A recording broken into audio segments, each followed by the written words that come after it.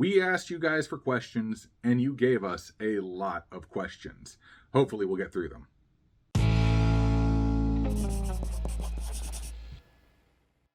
Welcome to Crocs in the Kitchen. I'm Jessica. And I am Brian. Yes, you asked us a ton of questions as usual, and today we're going to do a little Q&A to answer your questions, but I think we should just literally get right on into it. Just jump into it. We got a lot to get through. So the first group of questions I put together is based on like eating plant-based and all that kind of stuff. So the first question is, do you ever consider your vegan diet as a possible cause for my cancer? Because cancer is partial to glucose. Yeah, so, obviously you're going to ask 1,000 questions when you go through something like this.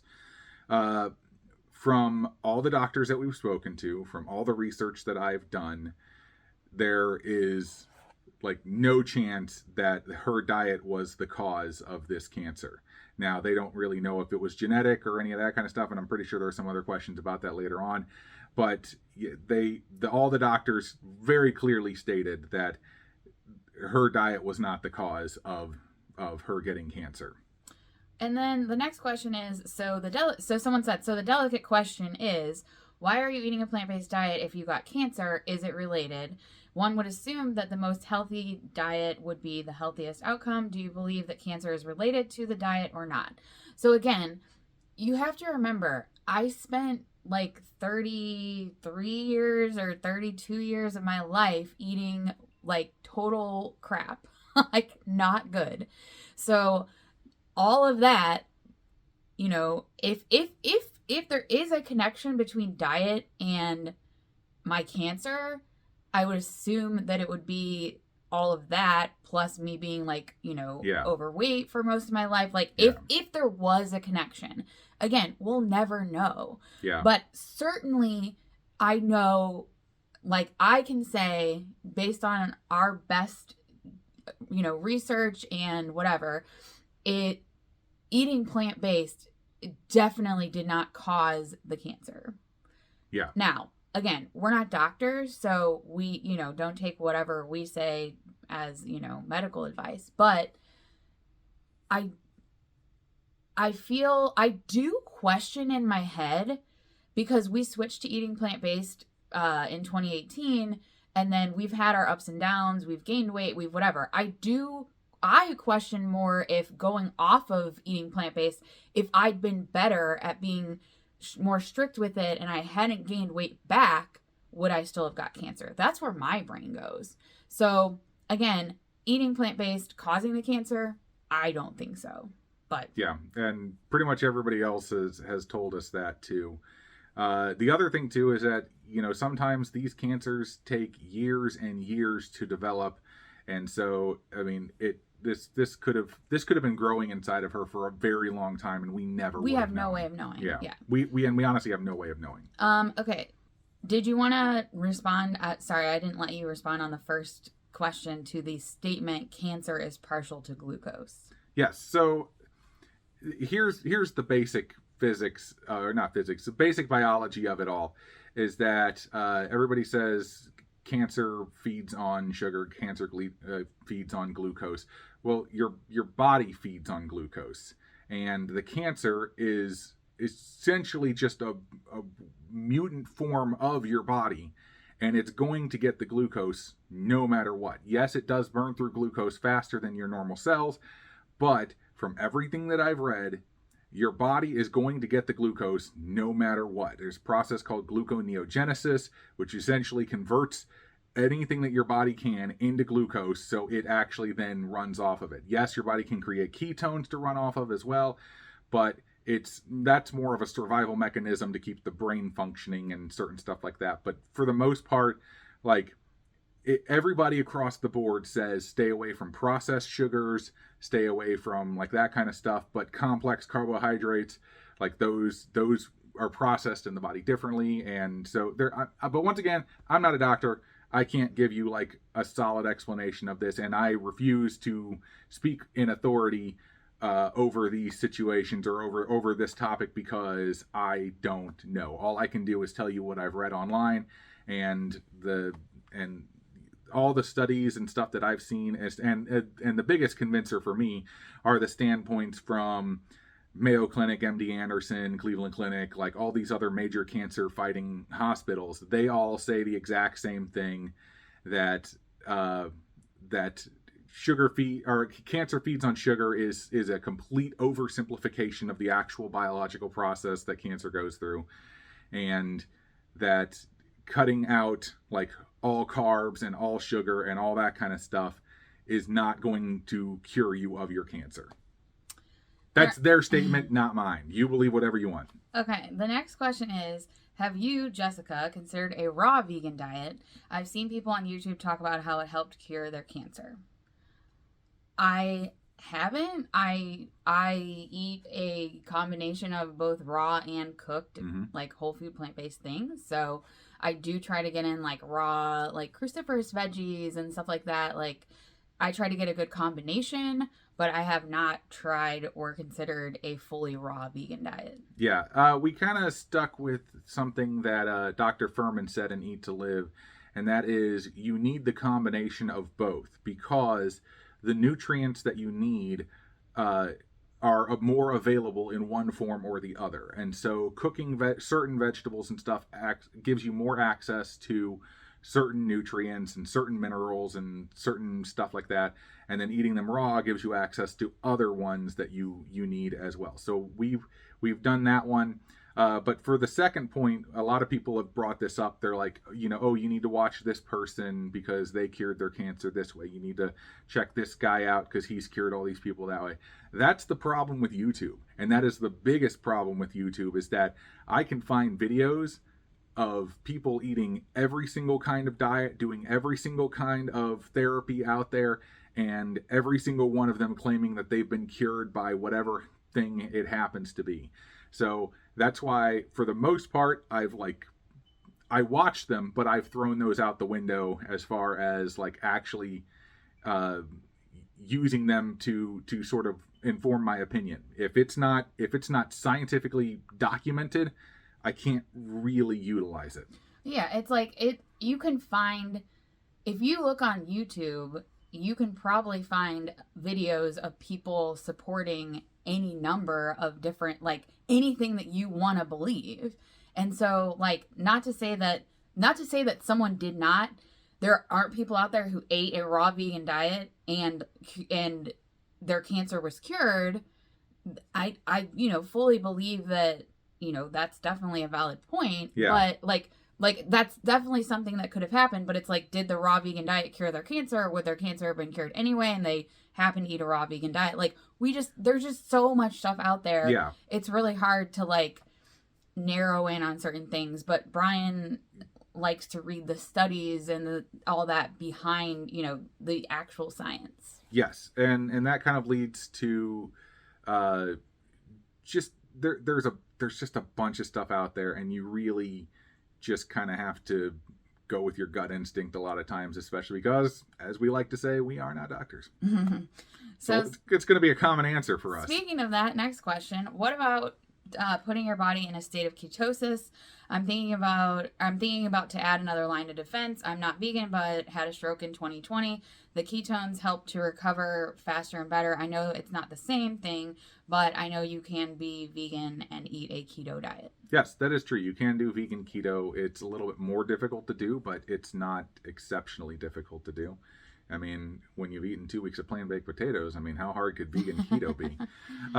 But if putting your body in a state of ketosis can definitely help in a lot of different situations, especially when it comes to certain things like autoimmune diseases and that kind of stuff. And in fact, there is more and more research being done on being in a state of ketosis and cancer treatment. The problem is that a lot of those studies right now are done on mice, and it's like, they're not really conclusive evidence, and human trials won't really happen for a little bit here.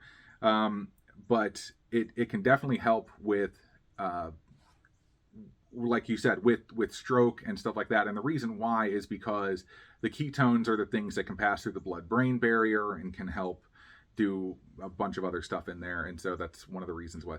But once again, I am not a doctor. I can only spout off things that I've read and other things that doctors and scientists have told me. So all right, so grain of salt with everything I say. The last question about related to kind of diet stuff. I also want to say I reserve the right to be wrong, completely 100%. And trust me, and I've said this before in comments to other people who are like, you should do this, you should do that.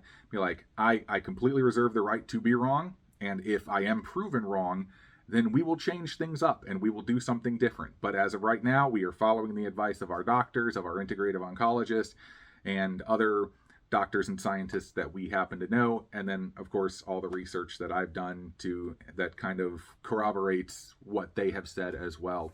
So that's, once again, we can change it up in a heartbeat. But right now, this is the path we're on. So just bear with us. So the last question related to diet kind of stuff is, how difficult was it to eat vegan/whole food plant-based when you were in the hospital? Impossible Without Brian bringing me stuff. Like, the options that they had at the hospital, and I have a bunch of footage, and I wanted to make a video about hospital food in general. It might be really hard for me to go through and look at some of that footage because it was a very, like, my 12-day stay in the hospital. Yeah, there's just a lot of emotion attached to that. And there's a bunch of it that was recorded before we found out about the cancer. Yeah. And then once we got the cancer diagnosis, I was just like, I went through sort of my nihilistic phase of, why? Who cares? Who cares about what the hospital food is? Like, you know. Like, but I do think there is something to be said about, hospitals not offering just a lot of healthy options. Yeah, and it's really weird. It's kind of crazy, but yeah, it was pretty impossible. But then again, I didn't really have that much of an appetite anyway, so I kind of, like, I don't even remember what I survived on, like, I don't know, like ice pops, applesauce, like, crackers. Like, Brian would bring me some things, but I really didn't have that much of an appetite a lot of the time anyway. But there was that pasta dish. They did make me a really good vegan pasta dish from you could, like, call up and order stuff, but it was not super easy to stick to it. But I did not deviate from eating. She did not. Like, plant-based while I was in the hospital. And they offered her Jell-O and she was like, I really want Jell-O, but I'm not going to eat it. And I'm like, okay, good. So I did the best that I could, and I did not eat anything that was not vegan, but it was not easy. It was definitely not easy, but I think that one of the things that I told Jessica, though, that once we, get further beyond in this journey, it would be nice if we could try and advocate for healthier food being presented in hospitals, because they just, like, there's so much fried food and there is so much just bad stuff all piled on top of each other. And I'm like, and I was down in those cafeterias. I saw what those doctors were eating, and I was eating the bad food. I was like, you guys are telling us to eat, like, all this other, like, at the very least they're like, go on a Mediterranean diet, and I'm like, but you guys are coming down here and eating, like, chicken fried steak on Wednesdays, like, because, like, come on, people. Like, hey, you ate some bad breakfast when you were there. I did have breakfast, but I didn't do chicken fried steak. Well, no, but you had some other kind of stuff. All right, so the next set of questions that I have all kind of revolve around surgery related, or like procedures. So a lot of people have asked, have I had a hysterectomy? No, I've not had a hysterectomy. Somebody commented, having been a nurse who took care of ovarian cancer patients many years ago, I was surprised when the surgeons did not perform a total hysterectomy and bilateral, I don't know how to say that word. Oophorectomy? Yeah. Oophorectomy? When they realized you had ovarian cancer, is the protocol different now? I know you wanted to preserve embryos, but, blah, blah. And then they said, keeping you in my prayers. So thank you for that. So the surgery, when they did my surgery, they did not know I had cancer. And then at the start, when they cut into me and looked inside, they were like, oh, wow, yeah, this is cancer. And they found out that it was cancer while in the surgery. But we specifically told them before the surgery, yes, we were planning on having kids someday, but if you need to take out everything, take it in order to make things better for me and more like for my survivability, take out whatever you need to take out. Yeah. We did not say, like, you know, preserve this so that we can, you know, get egg retrieval and all that. I don't know. I know that when they did the surgery, the doctor thought that they got out all the cancer that was there, except for a little bit that was still attached to my ureter, which they said if they took out any more around my ureter, it would have damaged my ureter, which, if you don't know, the ureter is a connection between your kidney and your bladder. They were not concerned about the other ovary. They didn't see any tumors or anything like that in the other ovary. And they actually said that by leaving in, because they didn't know what kind of cancer it was, they didn't even know if it was ovarian, if it was endometrial, if it was, they just didn't know if it, you know, it could have been a number of different kinds of cancer. And so one of the reasons why they left certain things intact and did not do a full hysterectomy is because they actually said if I needed radiation, especially specifically, that those leaving certain things in could actually help protect other things, and like there were reasons why they did what they did. Yes. Whether they did the right thing or not, like, we'll never know. But like, we don't know. I would like to point out that both the doctors from Mercy and Mayo have pretty much said the exact same things, and that is that the doctors did what they were supposed to do. Yeah. Which was they removed everything that they could, and working under the information they had, did what they thought was best. Yeah. And there's no reason to like have any ill will towards the doctors. No. They did exactly what they were supposed to do. Yes. And somebody else asked, were you not able to be successfully, is it debulked? Is that what they call it? Or did you choose to not do a full ovarian cancer surgery that removes everything, including the omentum and the reproductive organs? I have not ever chosen that. I have not ever specifically, we have told the doctors, like, whatever we need to do for my, like, I come first before any potential children that we have. Sorry, potential children. And so but then again, when they did that initial surgery, they were not able to get all the cancer out. Now, the question kind of remains is, we still don't know if my cancer is metastasized or not. Yep. We don't know about this whole other ovary thing, which I'll talk about in a bit. We don't know, there's a lot of stuff we still don't know. So it's, again, we basically this entire time have just asked the doctors, like, we are constantly asking the doctors, can we do this? Can we do that? Like, to me, I'm like, take everything out. Have it. You want to take all the stuff out? Take it. Like, obviously I'm glad we were able to do the egg retrieval. Mm-hmm. But again, anything that they wanted to take out, like, or could take out that would potentially help me, I'm all about it. I have not told anybody, like, don't remove this or don't remove that. Okay. Somebody said, and this kind of comes up again and again. Yep. Why can you not just have surgery and have tumors out as much as they can and let the chemo work on the smaller area? Why wait? It could potentially spread while waiting month after month. Again, we're not waiting. There's nothing that I had original surgery to remove most of what they thought was in there. Like, somebody else asked, can they not just take out the bad things? Which is a question that I ask. Like, can't you, we were with the doctor last time, and I was like, well, can't you just, anywhere you see cancer or potential cancer, like, just take it out?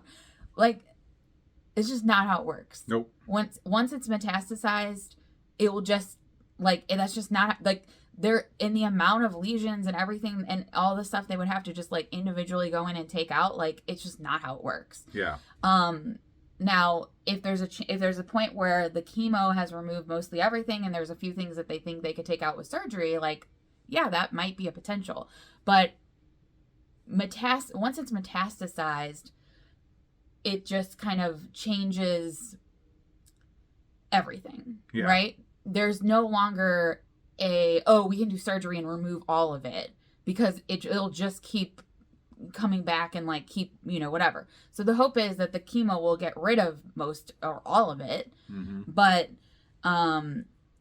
it's not as simple as just, okay, cut out all the bad stuff, which it seems like it should be. Yeah, But if it was that simple, we wouldn't have all these people dying. Like, cancer would not be like, and so it's hard to wrap your brain around that. I think a lot of people think of cancer as just like tumors. They're just things that grow in your body. Mm-hmm. But in reality, cancer is tissue and stuff that grows and attaches to other things, and it grows into those things, and it kills those things, which is why the cancer kills people.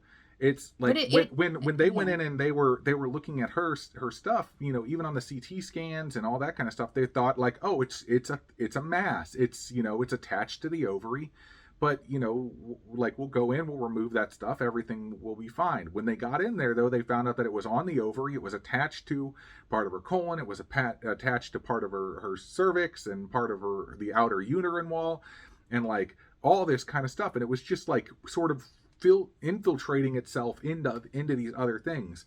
And then you can even go through and remove a bunch of that stuff out, but once it's metastasized, it means that it's spread to other areas of the body, and it just becomes a lot more difficult to treat successfully. And so that's, a lot of people have a very like big misconception about cancer, and even then, just calling them cancer in and of itself is an oversimplification of it, because there are many different types of cancer. I mean, even just where Jessica's was, for her, it could have been like 3 or 4 different types of cancer, and that was just in the one area. But you've got, I mean, there's so many different types of cancer. They all react in completely different ways. They all react differently to treatments. Like, across the board, cancer is just a weirdly messed up and complicated thing, and it's not just this, oh, it's just cancer, like it It seems like, and even for me, it seems still just like, well, why can't they just take it out? Like, that's still just like, it's hard to get over that, because I run those questions through my head too. Somebody, it's just not that simple. Somebody also asked, is there another surgery planned? We don't know. Like, there may be more surgery in my future. It kind of depends on, like, I'll get scans again at we did the video about, we did the video about my midway point scans, so we'll link to that if you haven't watched that. But then they'll do scans again after after 2 more rounds. I've had one additional round, so another 3 rounds of chemo, then they'll do scans again. There is potentially more surgery in my future. We just don't know. Somebody also asked, is liver transplant? Hope this isn't a stupid question, but could that be an option at some point? Somebody said. Again, I've had those same thoughts. Like, okay, if I have these lesions on my liver and cancer is attacking my liver or whatever, if that's what it turns out to be, can't I just get a new liver? Like, people, like, I don't know, like, they say livers like regenerate themselves. Can't you, like, these are all things we did go over with the doctor, and again, it's just not, with cancer metastasizing, it's just not that simple. Yeah. Like, if it were, it would be great, but that's not a stupid question, because it's really hard to understand. It's the way you think. It's hard to understand, because it seems like, and then you just start thinking, the more you think about it, it's just like, well, like, can't they just, like,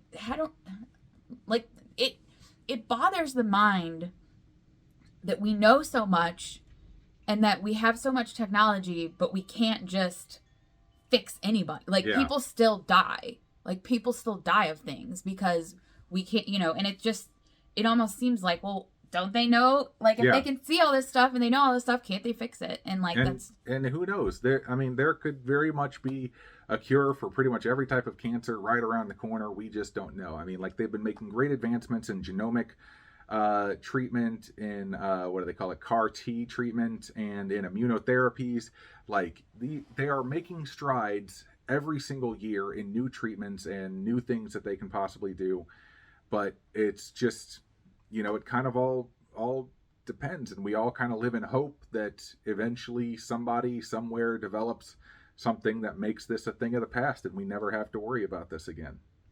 All right, so the next set of questions is about, kind of related to chemo. So first question is, why did they choose to do chemo for me?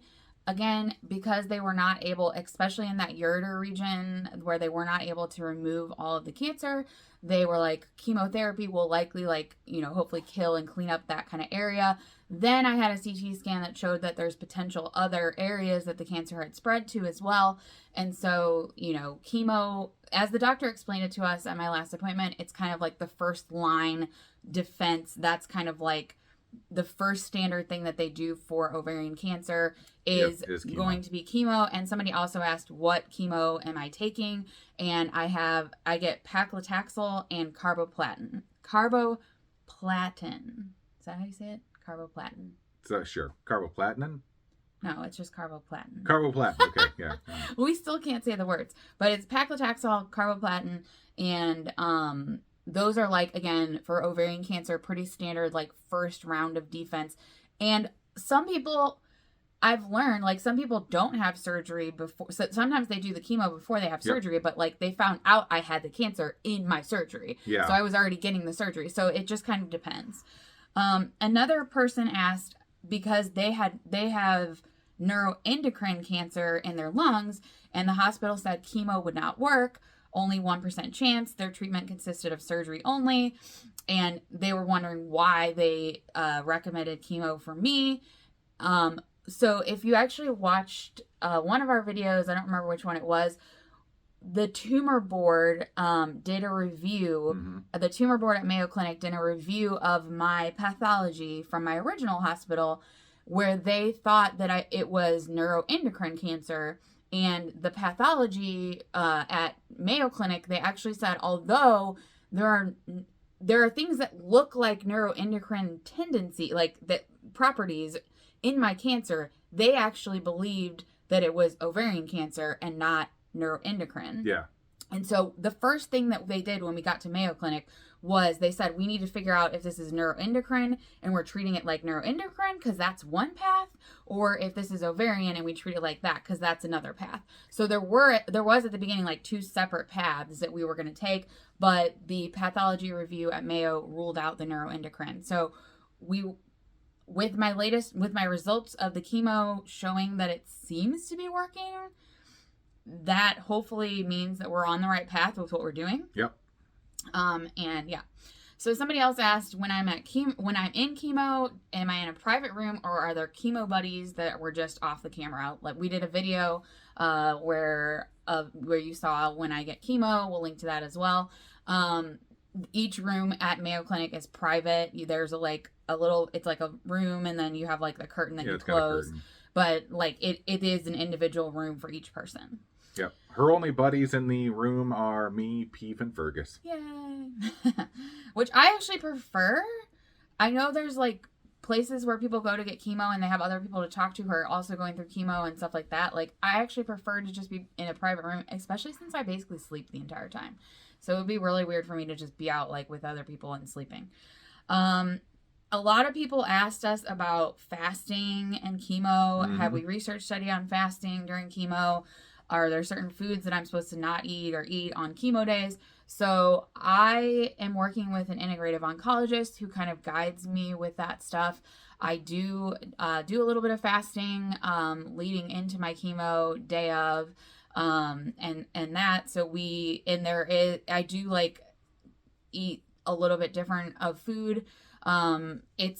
It's hard for me to kind of get into the details of that, I guess, because it's kind of like what I'm working on with my doctor, and we would love to try to bring her on, and if she has anything to share with you guys, I would love for her to share it directly with you guys if there's any general advice. But you're basically doing like a 24-hour fast. Yeah, around chemo, yeah. And there is research on doing longer ones and doing other stuff. There's a lot of research out there. Yeah, but a lot of the research that it's based on who? What's the name? So our integrative oncologist kind of follows the Walter Longo's protocol, which is fast mimicking, and just that kind of stuff. The one thing, and I keep telling this to people who are in the keto carnivore crowd who comment on stuff, or the people who are in like the raw food group or whatever it happens to be, it doesn't matter on which end of the spectrum of the diet you are on.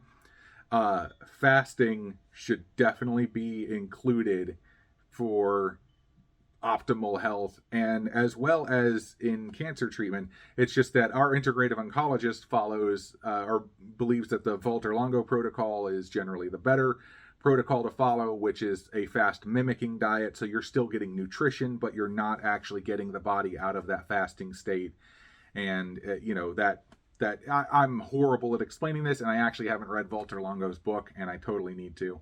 But I'm just basing that off of what I remember from conversations with your integrative oncologist. Somebody else asked, have you seen the video on chemo and fasting from McGregor? Yes, I have. And he's probably a much better resource as far as that stuff is concerned.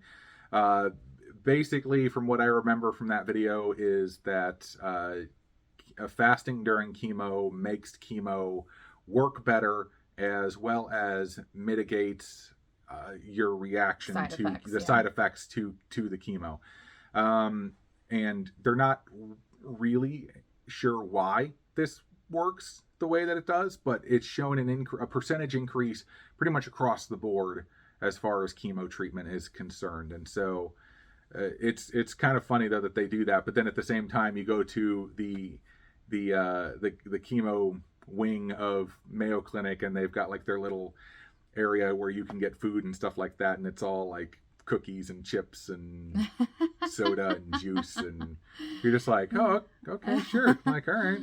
I do appreciate the drinks. That's pretty nice. So somebody else asked, do you have ginger before your chemo? I do have ginger that I take. Is it it's over there somewhere. Is it the green can? Yeah. Can you reach it? I think I can. I hit the camera. Without knocking the camera over. I do take this ginger root around when I'm having my chemo. 2 capsules is, let's see, 1,100 milligrams. I think I do 2 of them every day. I think I could do more than that technically, but I think and the ginseng as well. The recommendation on here is ginger. Oh, I'm trying to uncover your face, and I'm covering your face. I don't care. Anyway, I do take this a few days. I started this a few days before my chemo and go for several days after my chemo. To help with nausea if possible. Yeah. Any kind of supplementation though isn't just willy-nilly. It is based on what her integrative oncologist says and what her blood work says, and yes. like, I mean, literally they're down to, what your selenium or whatever was low, so therefore you need to eat some Brazil nuts. And so Jessica then started adding in a couple Brazil nuts into her smoothie. They are she's really on top of it when it comes to making sure that she has what her body needs. Okay, somebody said, I had a friend that did chemo, but he did it at home and it was portable. Why can't you do that? Just curious. It all depends on depends on the chemo. There are people who go in and get chemo. I know somebody who's getting chemo right now who does the chemo at the hospital and then has to have a pump connected for 48 hours or something like that after with another one of the drugs. So it just depends. There's all different kinds of, there's some chemo that's taken by pill.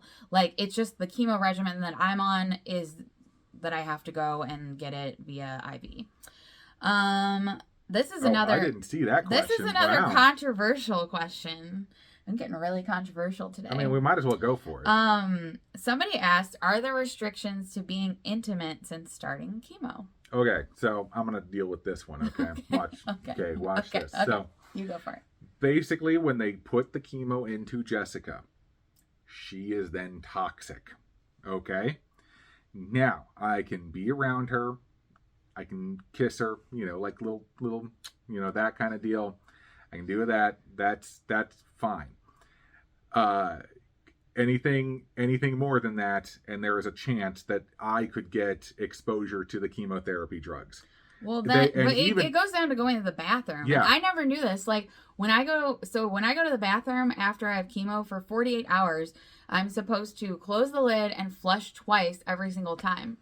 But you think about it, because then, even when you're in the cancer center where they do the chemo, they have restrooms for the patients, and then none of the guests, he's not supposed to use those. I can't use those bathrooms that are on that. But then if you think about it, people leave and go out you're in a public restroom and you're using a public restroom, which most of them don't have lids, and But I don't know. I guess maybe it's just more at home when you're being long exposure to that. Yeah. There's possibility. So there are things like that you're not supposed to do within 48 hours of, you know, and you're supposed to be a little bit more careful about. It's basically like fluid transfer. Even with the even with the dogs, like you're not supposed to have like the dogs like, you know, kissing on you and stuff like that, like, which I don't really like anyway, but anyway, yeah. Yeah. So there 48 hours and then you know, I can kiss her properly. So somebody asked if I have a port. I do not have a port. I get my chemo via IV. Usually they put the IV in here. I have thought about it, and if I wanted to get a port, I'm sure they would give me a port. And like I asked about it in the beginning, and they were kind of like, you know, if your veins become an issue, like they have issues finding a good vein or whatever, then they might give you a port. But then I know some people who've had ports that have just had like nothing but issues with ports. So I'm like kind of on the fence about the whole thing. Does the chemotherapy affect your taste buds? I have not been affected whatsoever. I have heard a lot of people have that problem. I do not have that problem. How will the doctors know that you're responding to chemotherapy? Again, we just shared a video that kind of went through like what happened after my first scans from the chemo, and so how they look at it. So you can kind of watch that video and get a better idea of it. But basically looking at the scans, they're just measuring to see if things are shrinking that are problem areas. Somebody else asked if I've gotten any sores in my mouth or nose. I actually had mouth sores before I started the chemo that I had some issues with, but I haven't had for the last couple of months. I haven't had any issues with mouth or nose or anything like that. Yeah, but then you've also gotten off of medications and stuff too. I have had some rashes on my hands, which have gotten a lot better. But now the latest one is on like the legs, like above my knee. I just have like rash, and I don't know where it came from. Is it a medication? Is it the chemo? Like, don't know. No idea.